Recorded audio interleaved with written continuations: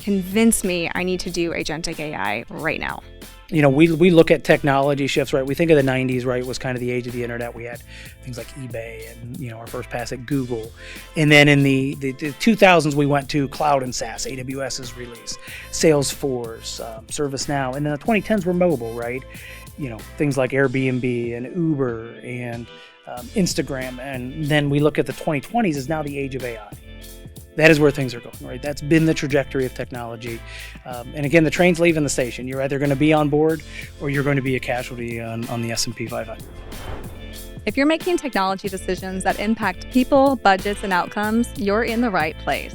Welcome to Insight On, the podcast for leaders who need technology to deliver real results. No fluff, no filler, just the insight you need before your next big decision. Today, we're looking at AI not as a tool, but as your next teammate. We'll be chatting with Michael Nardone, the Director of Cloud Services and Distinguished Technologist at Insight. We're going to focus today's conversation primarily around Agentic AI because this is the new, I'll say, what's a good chess move? The Queen's Gambit, right? Thank you, Netflix, for making us all chess fans for a hot minute. It does feel like Agentic AI is going to be the Queen's Gambit of AI, at least for now, until the next big breakthrough happens. So just for those who maybe aren't paying attention as deeply and watching these chess matches, how would you define Agentic AI? So Agentic AI is when we extend past our generation and summarization, categorization of information, right? And we're giving agency, right? Meaning decision-making qualities, ability to determine the path rather than taking a fixed course of action. And agents are what allow us to take, I'll call it the thinking, the reasoning, the understanding from what we call AI today, and then apply that to our, in the real world, in software context. And again, agents are what allow us to take all that amazing investment in models and across these new service stacks and broadly push and apply changes to our environments, to how we see the world, and to how we generate workflows, right? So you can feel that it's just that natural extension, right? It was amazing when ChatGPT could tell me, hey, here's a great business plan, or here's a great set to how to automate a process, right? You know what? That's a great idea, ChatGPT. Why don't we get a fleet of agents for you and give them agency and then go ahead and accomplish that great plan that you set forth for me. Mm-hmm. You said that very eloquently. I always think of it as like ChatGPT so far, or generative AI so far, has been like a really helpful coach and boss telling me what to do. And now it feels like there's a bridge to actually helping me do the work. For sure. Yeah, we think about that as, and it's interesting, I am going to pick on that a little bit, right? We think of a coach or a boss, right? The best context that I have is you're still the thought leader, and our AI, our large language, they're your thought partner, right? They're going to provide, recommendations, potential avenues to take, but ultimately the decision's still with the human today. And I think that's so important, right? And so when we give agency to our agents, right, it's all about giving the right parameters, the right prompt, the right context, right boundaries, right? Because again, we're seeing that shift between ChatGPT can tell me what to do, now it can help me do it as well through kind of this agentic ecosystem that we're seeing kind of as, again, I view it as just a natural extension of where we're going. Yeah, I agree. Especially when you get really familiar with it and it starts to understand and mimic your thought process. It really is like having kind of a second brain that you can outsource to do some things. But it is, again, I think this is really the game changer moment. I know we hate to use that word, but because before it felt like, yes, it could help me think through things and come up with ideas and it could refine my language, but I still had to do like the administrative work. I still had to go do the legwork. I still had to build the PowerPoint, do the copy pasting. And now it's going to have the ability to do some of that for me. So it's even more of a head start on things. For sure. Yeah. I mean, you're providing the intent, you're providing the outcomes that you're looking for. And as we've grown in AI trust and safety, we're able to, the thing that really empowers Agentic, right, is the fact that we've built these ecosystems around it, right? I think of two of our kind of major partners here at Insight with Microsoft and ServiceNow, right? And so huge interoperability announcements that they had, right? Agents developed on the Microsoft platform, so that's things like Copilot Studio, of course, Azure AI Foundry. Those are completely interoperable. with ServiceNow on their Now Assist platform, right, and their AI platform. And so dynamically exchanging of information, right? So a really great example, it's a very IT example, but let's say Jillian's a new teammate, right? And we can, go into any of those agents on either side and say, hey, I need a new workflow. Jillian's a new teammate. She's going to need her new laptop. We're going to need to asset tag that. We're going to need to distribute that, kit that. Oh, and we need to make a business process workflow. She's going to need some IDs. Oh, you know what? Jillian's amazing on our team, right? We got to make sure she has access into the right, video equipment or software that she needs to perform her role. And again, that's the agency piece, right? Because what's the right sequence of those things, right? That's where, as we get better reasoning models and as things progress, okay, it's logical that I need to put in the software goes on that asset before it ships out to Jillian. And that's where you're letting, again, these models begin to sequence and reason and complete those tasks for us, right? What's amazing is 2 or 3 years ago, this conversation that we're having now, and even a workflow that might seem as simple as that, was actually not a real possibility without a lot of human intervention. And we're just able to see those things happen with even less and less human oversight. Human oversight is still absolutely critical. You want to always be validating your outcomes, providing reinforcement learning and feedback loops. But it is really cool to see how far we've come in what I call less than 3 years. Yeah, it feels very fast, very fast. I mean, even a year ago, we would not be having this conversation. I want to ask you kind of a sensitive question, because I think you can't talk about agentic AI without sort of addressing the elephant in the room and what often gets referred to as saying the quiet part out loud. If we are outsourcing tasks, even though these are small tasks, if we are outsourcing them to agents, how do you, first of all, make sure that the work that you're off-putting to an agent is work that you really don't want a human doing? And how do you make sure also that you're keeping the humans focused on the thoughtful work and maintaining, a workforce that is feeling strong and confident, and you're grooming the next generation of workers coming in? Yeah. So, I mean, again, great question, right? Because there are things that make us uniquely human that AI simply isn't doing yet. Certainly can be better at us than in many things, but there's still a very much human aspect to everything that we're doing with AI. If we think about a lot of the repetitive tasks that we're asking AI to do, these are things that are, I call them low thought type of activities. Yeah. Right? If for most companies around the world, your people, your labor force is not only one of your biggest expenses, but it really is your greatest asset, right? It's your competitive differentiation in a lot of cases, alongside your IP, right, and thought leadership. And being able to take your teammates, right, and be able to have that thoughtful ability to go after things that are just not the day-to-day, right? So you think of as this greatest asset, are you spending 6 hours in tasks that could be offloaded or given to AI, right? Those are the things where now I have 6 amazing hours of ideation with Jillian. I have 6 amazing hours where you can be there with your AI teammate saying, hey, now that I'm freed up from this set of workload, what's our business plan? What's the way to capture that next piece, right? And so that's where the power comes in, is being able to instruct, direct, but don't outsource your thinking to AI either, right? So, again, I have peers on both kind of sides of this conversation. Is AI going to take our jobs, right? Are we going to go to a 2-day work week? Are we going to be irrelevant? I tend to fall on the positive side of that conversation. That doesn't surprise me about you. My disposition, probably not too much of a surprise. But the reality is that it's an amazing teammate, right? And you're able to take the things that make you uniquely able to dissect context and understanding and those elements and really put them in. Because what we found is that humans enrich prompts, they enrich the responses that we get, right? Having 2 AI networks continue to try to train on data that they've generated. You'll hear things like, we have a data gap issue, right? We've trained on all known human information now. And so we've seen that when we have, 2 AI models trying to train each other, it is not the same as the outcomes and the richness that we get from people. I would agree with that. I would say that may change in a few years, but as we see it now, right, people and humans in the loop still provide a very valuable set of inputs that AI to this point is not able to replicate our inputs into those models. Yeah. I actually feel like a lot of more conversations I'm having this lately really reinforces that statement. And I think our CMO actually put this really well in one of our earlier episodes. I think she referred to it as like you are more of the art director. You're not necessarily writing the line by line of the script, but you have the vision and the direction and you're pulling the pieces together. Just this past weekend, I was working on a very big project and I was collaborating with AI. And I was just like, I was so amazed and excited and like so sucked into this thing because it was going so much faster than it ever would have gone if I had to do it all on my own.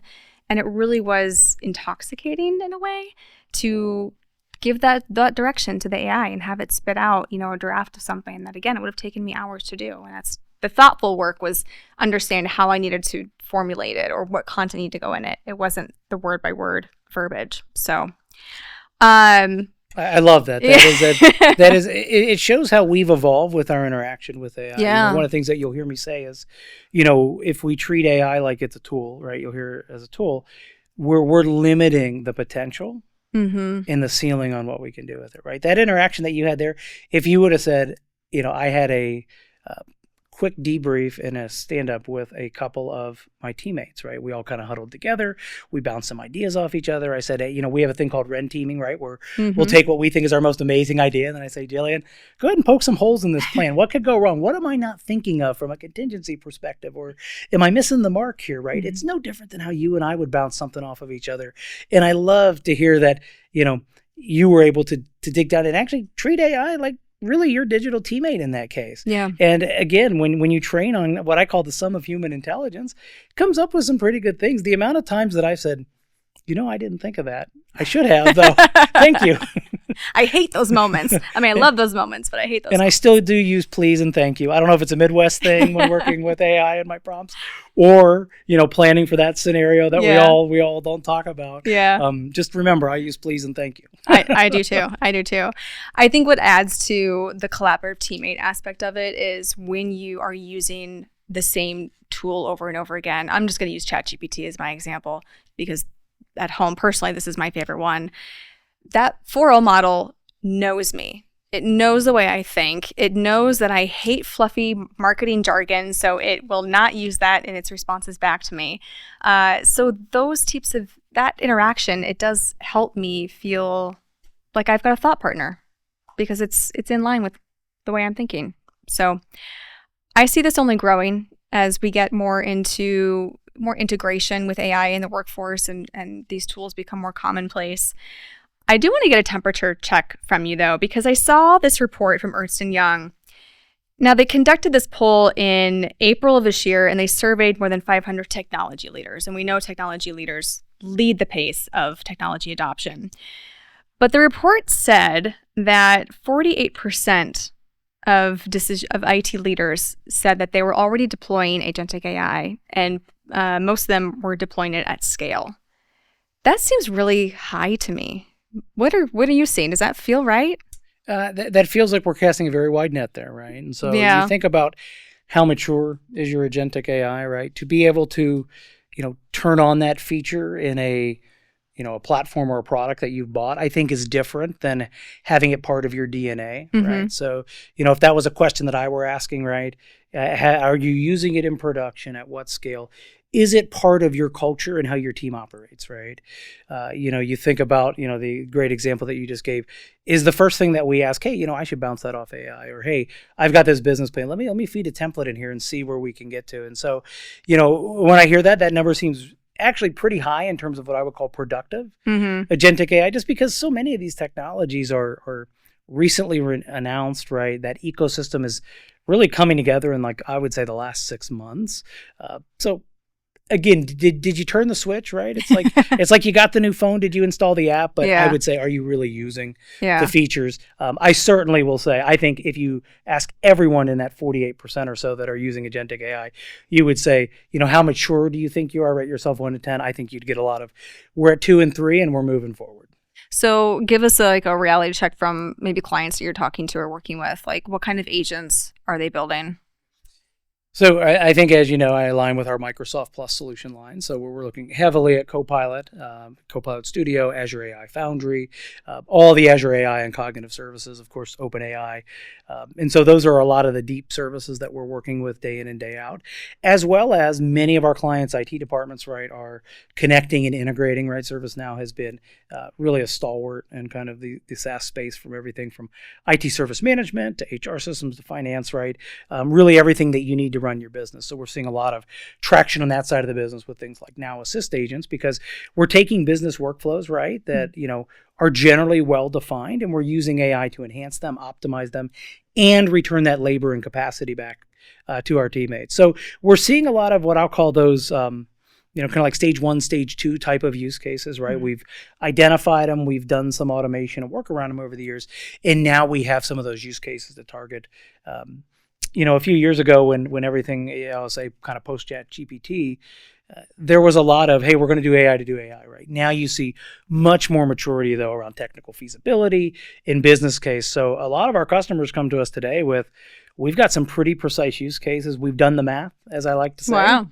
And this is what we need to go after. This is what we need to build and rally around. And then they come to Insight and say, hey, there is a preponderance of technologies to choose. How do I choose the right set of data platforms and complementary agentic systems, right? Which AI platform do I want to use? I mean, no different than what we've chosen, internally here at Insight. But the nice part is as we walk down that path, right, we've got our beautiful new Horizon AI hub, right, that I hope, all of our listeners here that are insiders at least have taken advantage of. We're able to really kind of say, hey, we've walked that path. We're maybe just a little bit ahead of you. Let us show you how to get here. Are any of the use cases a rip and replace of like RPA that was already set up? I mean, in some cases, right? I mean, in RPA, the RPA have very specific platforms, right, where we're seeing an infusion of agentic AI into those RPA platforms, right? Mm-hmm. So you've already invested in an RPA platform.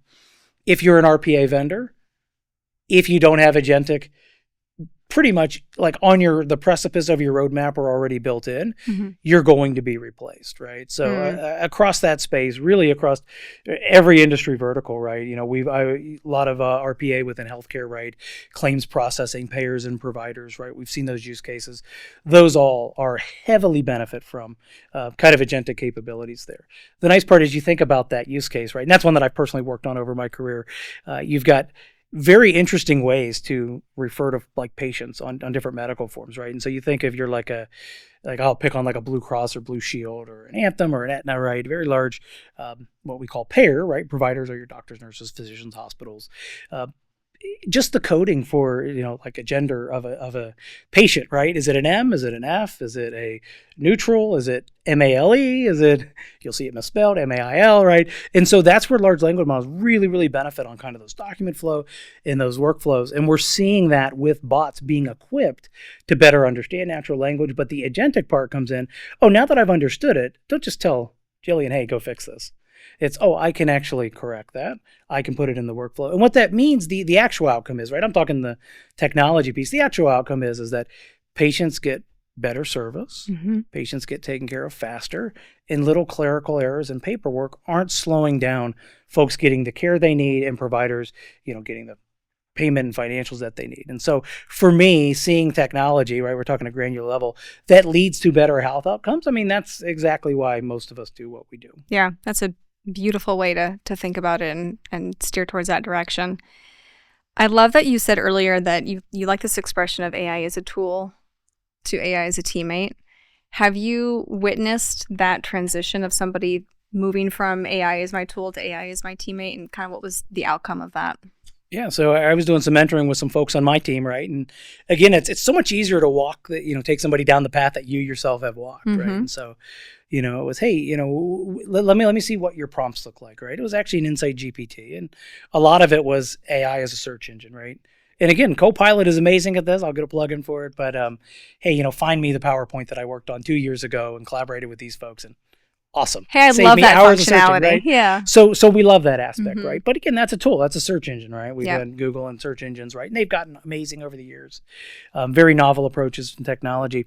But when we see that, okay, how can I use AI as a teammate, right? First thing I do is, hey, let's sit down and look at how we're doing prompts, right? One of the ways you can be a great teammate to your new AI teammate is anchor some hashtags and use all caps, right? Sometimes if we feed a really large prompt, obviously the models are extremely well at parsing those out and all sorts of different things with tokenization and what they call stemming and lemmatization and all sorts of really cool computer science words around it, right? It's like magic, right? I mean, you know what happens under the covers, right? But it can still feel like magic in a lot of cases. And what was really cool is, okay, anchor that prompt, all caps, hashtags, right? Okay, that's the task. Oh, you know what really, really helps?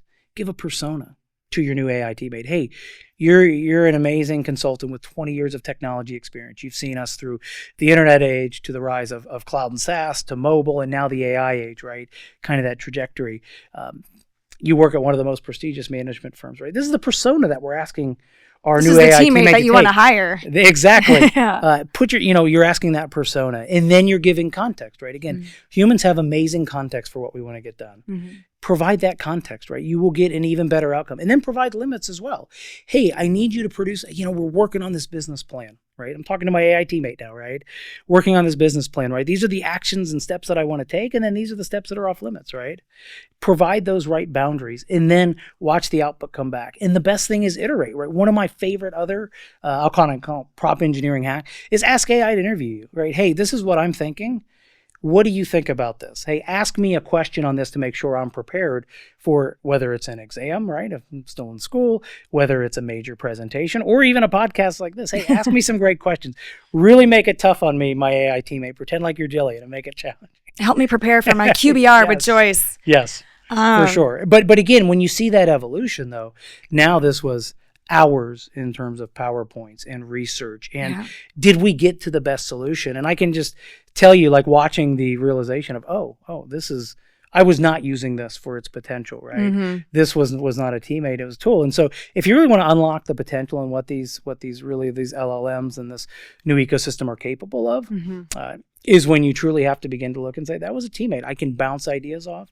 I can get to a better place. And I will tell you, the realization comes when you look at it and go, you know what, that plan, that course of action, there are some things in there that I didn't think of, but it's ultimately better.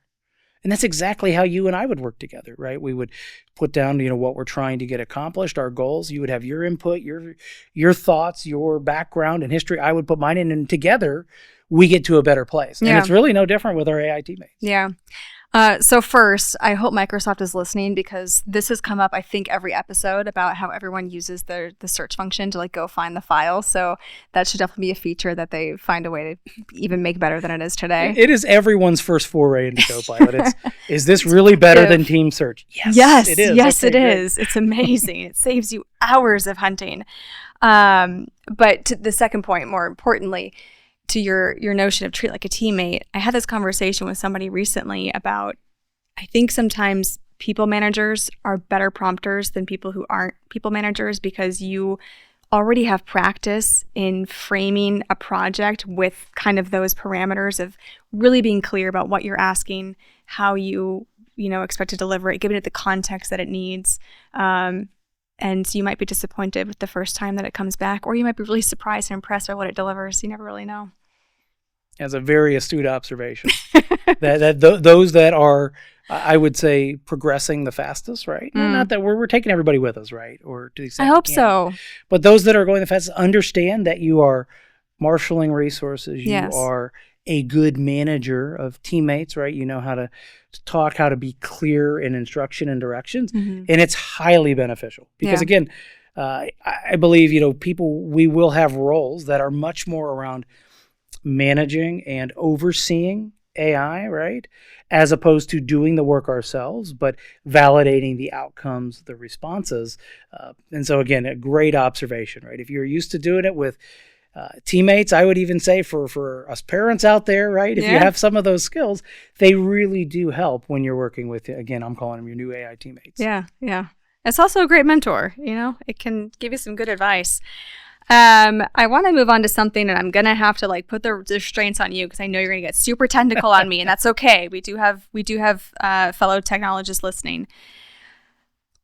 We hear this term vibe coding, I think, everywhere. And I want to just start with making sure that we all understand what vibe coding is.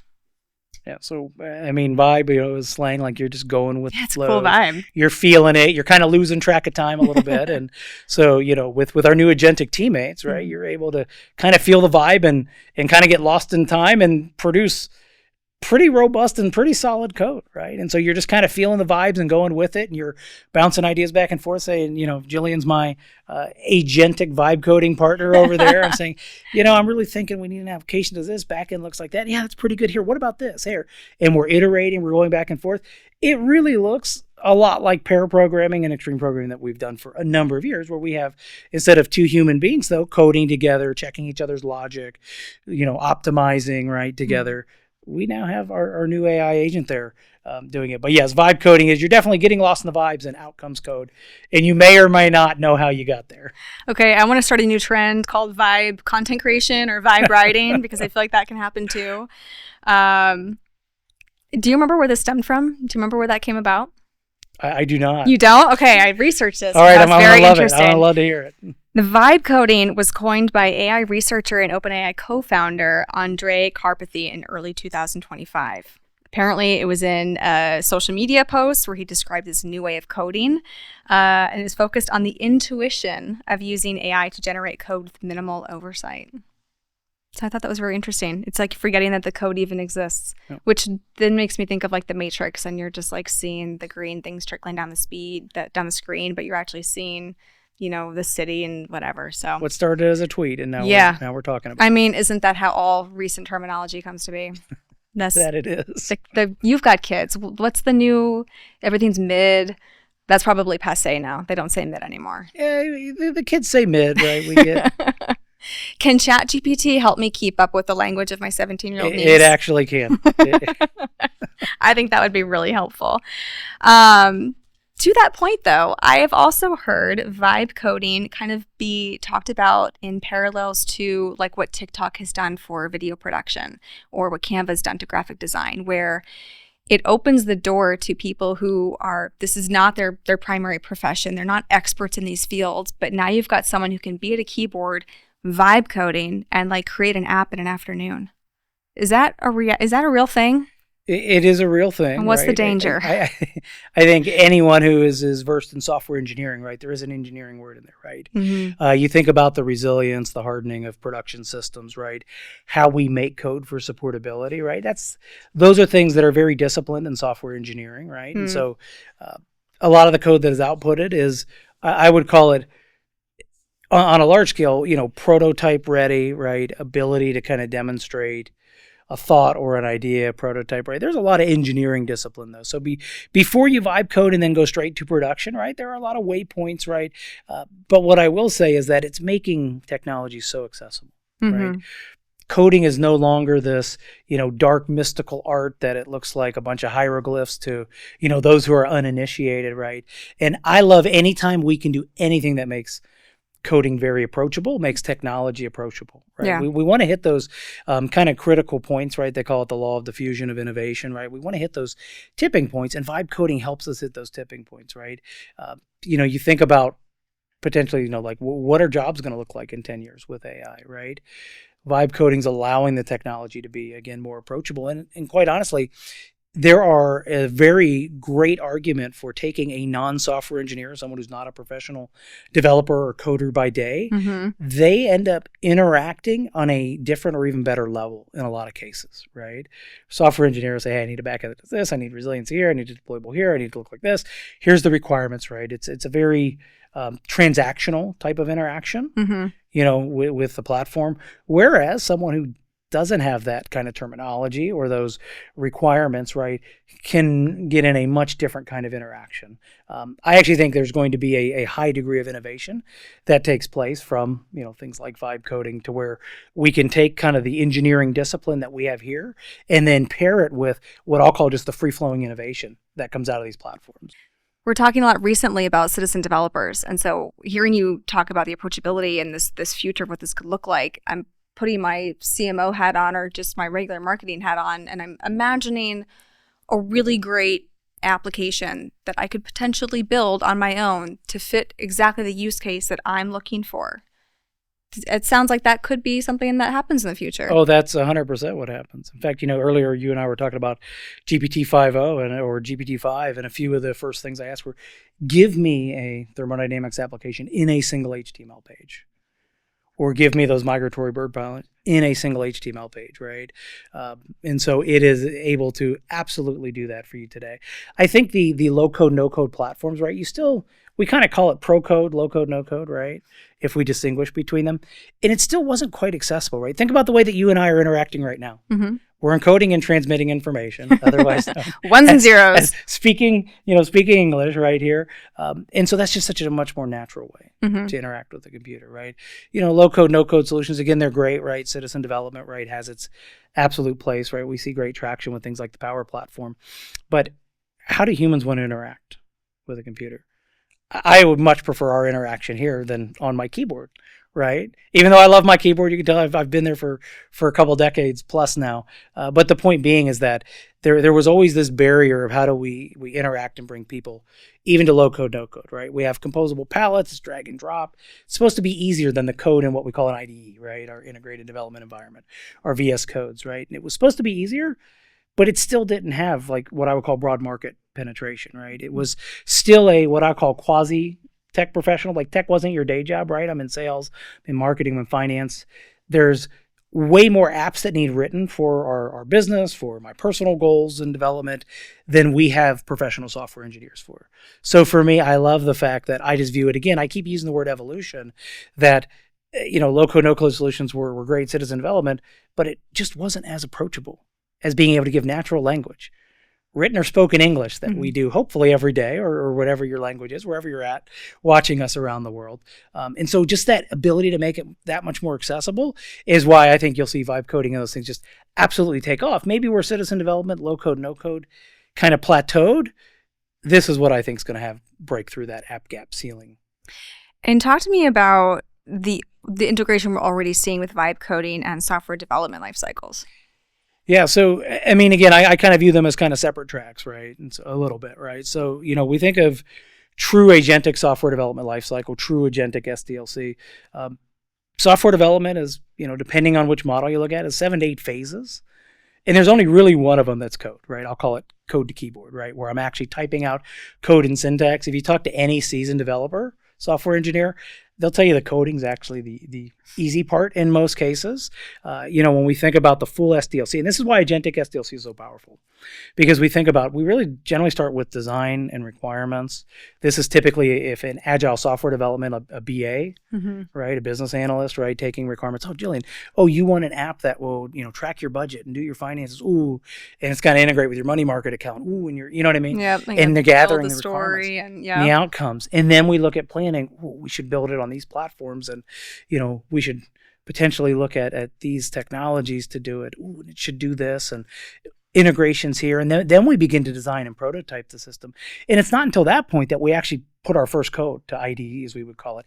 Then we test and we integrate, right? Especially for test-driven development, BDD, behavior-driven development. We've got all these different great ways. It's a long process. And then we finally deploy that out into not production, right? Then it goes into generally a development or test environment. Yeah. We're getting feedback, and then we go to user acceptance and QA. Which, by the way, my requirements have changed since we first started. Yes. Yeah, what started 2 weeks ago is completely antiquated, right? Start over. And then, then we're beginning to maintain that code. We've written wonderfully designed, readable, maintainable, well-tested code, right? We never release things that are not production grade into production, right? But if you think about the SDLC there, right, so many folks look at LLMs because, code is English in most cases, right? And a lot of other ASCII characters.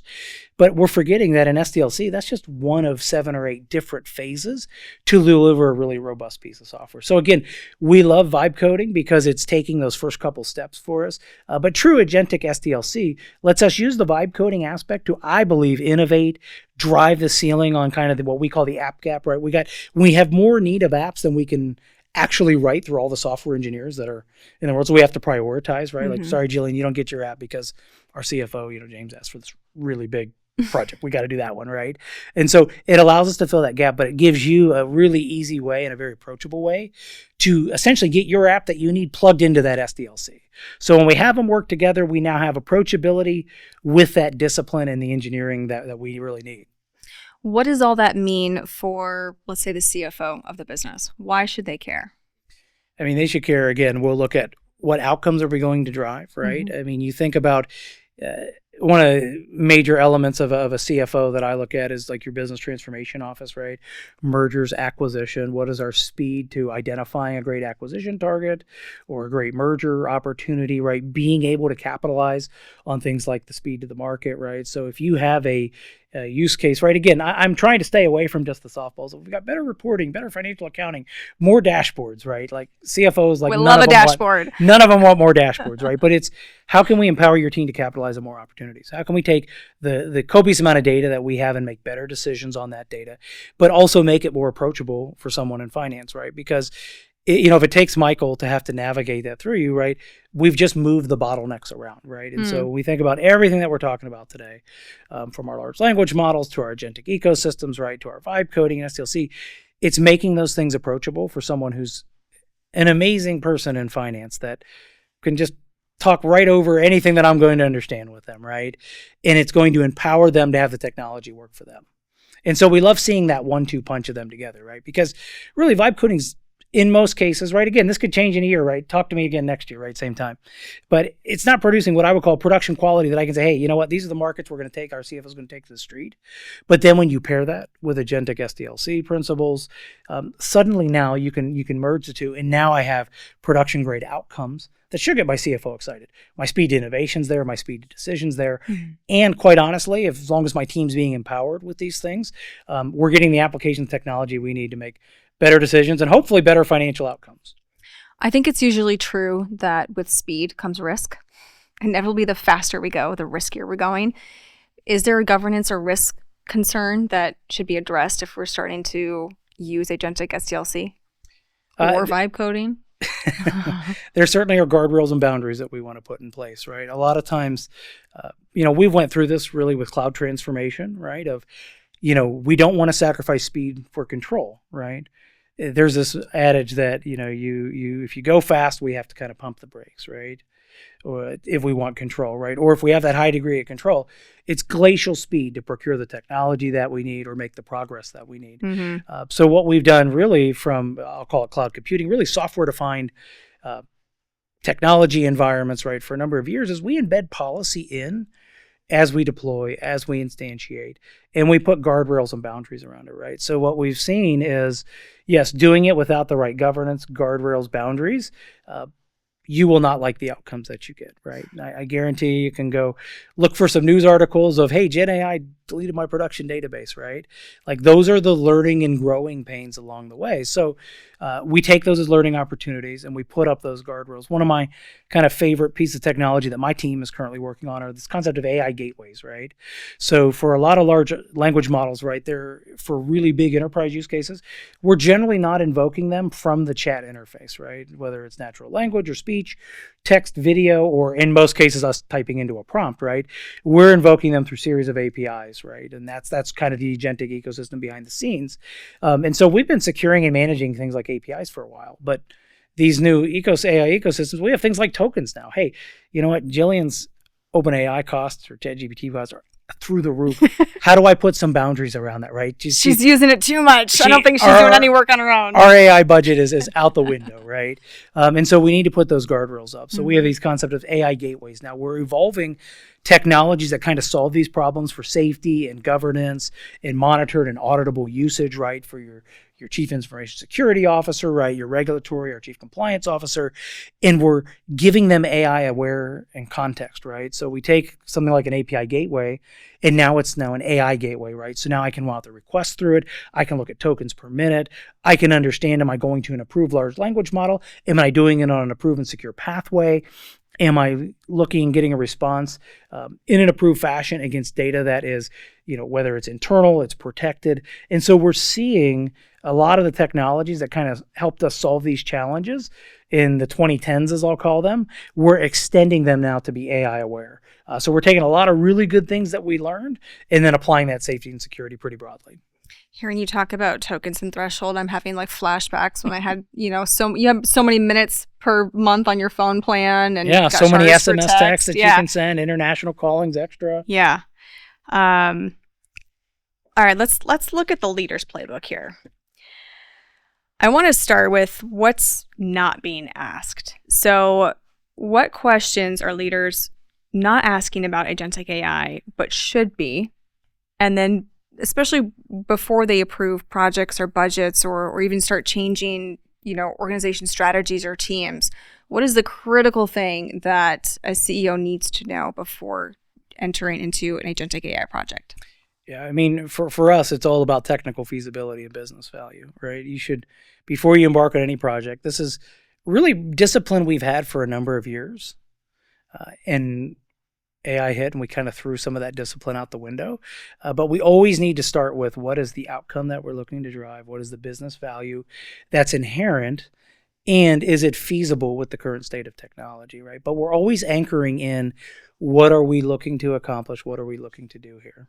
How do you walk a client through that? Because that sounds like a very daunting question to start with. It is. We have again, I'll be biased in this answer, but we have what I consider to be a very nice value stream mapping framework, right? Where we're able to look at processes, right? And a little, I'll call it the cheat code, right? For all of our listeners are ask AI these things, right? Like anytime I'm doing a business case or consultative engagement, I am enriching our outputs, our IPs, our templates with, hey, what should we be asking for this industry vertical? What should we be asking for the specific customer based on maybe their data or details that is already known, right? Mm-hmm. Whether that's publicly accessible or even enriched, right? If it's private information they'd like us to have. But those are some of the best ways to ensure that you are asking the right questions and getting to the right outcomes, right? And so by, again, using those new agentic teammates as an expert consultant with 30 years in the industry of that customer, you're going to get some pretty rich outputs of this is what we're seeing. These are the areas that you should be attacking. These are the major tech trends hitting your industry. And then this is how they can be supported through AI. And those are all the things that every CIO, CXO are really asking themselves of where can I apply, generative AI technologies, reasoning models, and get the best outcomes to my business, right? There are really kind of like three main areas that we look at, right? Just from like employee productivity, operational excellence, and then innovation, right? So generally across those three veins are where we see everything. And that's just where you should start. The cool part is though, if you're using your AI teammate, this process becomes very iterative. And it begins to learn, just like you said earlier, hey, it was really cool that GPT kind of learned my writing style, knows my likes and dislikes. You'll begin to have models that begin to fit your organizational DNA. Things are learned more to where, yeah, these are our preferred course of actions. These are our DNA that we know we can execute well. And you'll see things really tuned in. So again, you ask, where should we start? What are they not asking? First thing I think any C-suite should be doing is going to AI platform of choice and saying, hey, what are the biggest things approaching my business and what should I be doing with AI that I'm not? So the question you asked me, which is fantastic, is the exact question that I ask AI to always kind of get my temperature and take kind of a check on my knowledge as well. Ask AI what to do with AI. So if they're using Copilot, ask Copilot. If they're using Gemini, ask Gemini. Copilot, what am I not doing with you that I could be? That would be amazing. And in a lot of cases, it's what am I already paying for that we're not unlocking the value at? That seems to be a common question with most software. Like we're only using a fraction of its true value. So it makes sense to apply that thinking to generative AI. That's why I said a lot of these principles we've kind of paid tuition on in the last few decades. And now we're just learning and kind of applying a new context in the new AI world. Yeah. If you could, I don't know, make it so that every employee had their little AI agent, like, is that something you would do? And how would you frame that? How would you organize that? So for me, I mean, you're talking about a coworker that has the sum of human information at their fingertips, right? Mm-hmm. For me, that's a teammate that's not impacting or taking your job. That is someone there that's able to enrich your day to day, and they're going to make you better, right? Hey, I need a plan to accomplish this. Let me bounce some ideas off you. And so I think if you can really frame it as this is what's going to accelerate you, this is what's going to free you up for, again, the things that maybe AI can't do, right? That list becomes smaller and smaller. But for the most part, right, we want to be freed up to do the things that make us uniquely human. That's what gets me excited is the fact that, going after the things that AI can't do and freeing me up to do the things that make me a human, right? Mm-hmm. Being able to enter in the same report that I've done 1,000 times that's not exciting. But being able to think and iterate and ideate and, create some new channels and new pathways, right? Those are what should excite us as people. Yeah. Please do my expense report for me. Thanks. Oh my goodness, yeah. If we can get an agentic flow to do my concur. I'm sure it's out there. Again, when you're talking to clients, are there like common mistakes or misunderstandings about agentic AI? Things that you just wish everybody could understand right now? There are, right? It's not an easy button, right? Like there not requires an easy button. business context, knowledge, and understanding, right? Your business processes form the input, they form the basis, right? So if you don't have great business context, business processes, right? If you don't have a great data estate, right? If you have many different ways to reflect the same like customer record or systems that lack data integration, your agentic will be capped. It will struggle with those. So those are, some of the major things that I would tell any customers. Make sure you're AI ready, right? Yeah, that was actually my next question to you, because they might have the enthusiasm, but if they're not ready in that sense, and it's looking at their operating model, their data health, even the people skills, then they're not going to get anywhere with us. So those are the signals that you're looking at that you might actually say, hold on, you're not ready for this. We need to go back and do some foundational work first. Yes. And again, the major thing is like, listen, it's not a panacea for everything. Mm-hmm. It is. I won't use the word incremental because it's bigger shift than that, mm-hmm. but it has very high potential. Let's make sure that you're ready for it, right? People should know that the potential is very high, but we're in the early stages. Get yourself ready, get yourself mature, and take advantage of it. How do you measure the success? Oh, for me, that's easy, right? It's the business outcomes that we set to achieve, right? This is what we intended to do. This is what results we wanted to get. And then you have KPIs against where you got to, right? Hey, give me a business plan that increases operational efficiency by 10% by taking a number of actions. And then when I interact with AI, it'll be give me your top 6 recommendations in your order of priority, and then I'll pick apart that priority. And then I'll send it back and say, hey, I think you were spot on with like 1 to 2 and 3, but 4, 5, 6 don't really agree with, right? And then we iterate, we go back and forth and get to that solid and robust plan. What's your reaction if you see something like productivity gains high on that list? Again, productivity gains are I'm returning labor and human capital back, right? So productivity gains are, Jillian and Michael didn't need to spend 8 hours in PowerPoint. We had a beautiful templatized mockup on brand standards, making our CMO happy. And that took an hour. And then we got to focus on the content. We got to focus on our audience. Rather than spending the time on what I'll call the bits and bytes, the style, the syntax, we got to focus on what's our audience? What do they want to hear? Mm-hmm. What's going to be most relevant to them? Anytime I present, I'm always like, how can I add value to my audience? How can I enrich their day and how they're doing? So I get to focus on, again, the things that make us human and not on how do I make a PowerPoint that looks great? You are sitting in front of a CMO, a CFO, and the CEO. Convince me I need to do Agentic AI right now. The train's leaving the station. You're either on board or you're going to go out of business, right? That is the short of it, right? It is a, we look at technology shifts, right? We think of the 90s, right? It was kind of the age of the internet. We had things like eBay and, our first pass at Google. And then in the 2000s, we went to cloud and SaaS, AWS's release, Salesforce, ServiceNow. And then the 2010s were mobile, right? Things like Airbnb and Uber and Instagram. And then we look at the 2020s as now the age of AI. That is where things are going, right? That's been the trajectory of technology.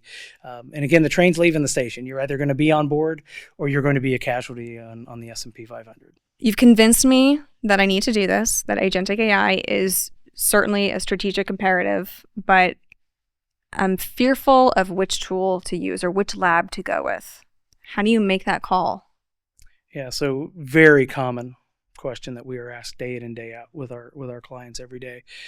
So for us, it's all about being open, flexible, brokering services, right, that give you flexibility of different LLMs, different reasoning models, different agent ecosystems, right? So we're seeing so many of the technologies and recent enhancements are all about the ecosystem, right? So I think what's so unique about this technology trend, right, for someone like myself is over the years, we've always seen where, it's try to force you into a box. Like, hey, you buy platform XYZ, it's like Hotel California, right? You can't check out. It's like, oh my gosh, I've got this legacy asset now. I can't get away from it, right? It's got proprietary data formats. It's, it's got a proprietary coding model. I cannot even take my data out of it, right? And so there's a lot of fear of, if I pick the wrong thing, my data's locked away. If that standard doesn't win or that platform lags, I've suddenly bet my business on the loser, right? But what we're really seeing is all the technologies are actually helping hedge against that. I kind of call it future-proofing your investments, right? So you've probably talked with some of our other guests around ACP, Agent Communication Protocol, maybe even A2A, right? Agent to We've agent. not gotten into those topics all right, yet. Well, this is all right, fantastic. So I won't go too deep, right? But so many of these topics, and I'm sure you've talked to MCP, right? Model Context Protocol, maybe. All of these amazing technologies are all about interoperability of agents, right? Being able to create great AI-enabled applications that essentially, with the flick of a switch, I can swap out different models, right? So right now, we use a lot of the Sonnet family of models for like SDLC, as we've talked about. Being able to say, hey, I want to try GPT-5 was a flip of a switch. We actually have our teams for a lot of our, what I'll call our agentic code-based analysis, right? Millions of line of codes, right? What are the areas of which you can repair defects and move the ball forward, right? Get vulnerabilities, make it more secure, right? We were able to say, hey, you know what? We want to try out GPT-5, switch it over, right? That's how I could confidently say, hey, things are looking a little slower there, right? I mean, better outcomes if I can if I can wait the extra time, right? And so those are some of the major things that we see is that, getting to that end point or that end state through all those different layers of reasoning and everything. I like how you went through there, because I think the uncertainty that we're feeling is the horse race of the labs is like, it's changing week by week. 1 week, one model is outperforming the next, and that could change in the future. So I understand there's probably a fear of like, are we choosing the right model, and is our horse going to be the winning horse here? Yep. And that's where so many of those technologies are. You're able to select a different model in the back end. You're able to connect up. We've already talked about the Microsoft ServiceNow examples, right? But we have the same thing, right, with a lot of our platform stacks across things like Amazon and, of course, Anthropic and, Hugging Face is a marketplace for these things, right, if you've heard that. And so being able to connect all those different systems, right, in kind of the agentic ecosystem, we're excited because as opposed to proprietary protocols, that it's just one company, you're their standard, right? So what it really means is that if you choose Copilot Studio, right, for your agentic platform for knowledge workers, right, you're able to interoperate with many other systems, right? Now, obviously there's data and considerations, right? But the reality is that these systems will be highly interconnected, right? Think about it. If your agent needs to accomplish a task that requires lots of communication and lots of different agents in diverse systems, right? Making a closed ecosystem is absolutely not going to work. And so again, we're very excited that the latest set of protocols, technology standards, keep it open and flexible. So to kind of come back to the question, right, is, we take the fear away by staying open and flexible and being well-documented, well-apportioned standards are what are going to prevent you from feeling like you're locked in or feeling like your switching costs will be so abnormally high that you can't take advantage of the latest tech if you chose wrong today. So really, you should just go. You should. Yeah, what are you waiting for? Michael, thank you so much for talking to us today. It was lovely to have you. It was wonderful to be here. Thank you so much, Jill. Thanks for listening to this episode of Insight On. If today's conversation sparked an idea or raised a challenge you're facing, head to insight.com. You'll find the resources, case studies, and real-world solutions to help you lead with clarity. If you found this episode to be helpful, be sure to follow Insight On, leave a review, and share it with a colleague. It's how we grow the conversation and help more leaders make better tech decisions. Discover more at insight.com. The views and opinions expressed in this podcast are of those of the host and the guests and do not necessarily reflect on the official policy or position of Insight or its affiliates. This content is for informational purposes only and should not be considered as professional or legal advice.